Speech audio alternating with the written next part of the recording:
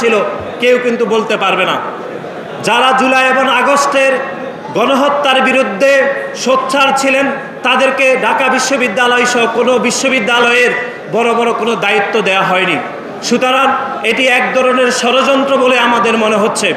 এবং বাংলাদেশ জাতীয়তাবাদী দলের আদর্শকে তারা ধারণ করেন, যারা বিএনপির ভারপ্রাপ্ত চেয়ারম্যান জনাব তারেক রহমানের নেতৃত্বে যে সকল শিক্ষক নেতৃবৃন্দরা রাজপথে ঝাঁপিয়ে পড়েছেন তাদেরকে বড় বড় দায়িত্ব প্রদানের ক্ষেত্রে এই অন্তর্বর্তীকালীন সরকার এক ধরনের অনীহা প্রকাশ করছেন, অথবা আমাদের দলের আদর্শ ধারণ করছেন বলে ওই সকল শিক্ষকদেরকে বিভিন্ন পদে দায়িত্ব প্রদান করতে অন্তর্বর্তীকালীন সরকার বিভিন্ন টালবাহানা করছেন।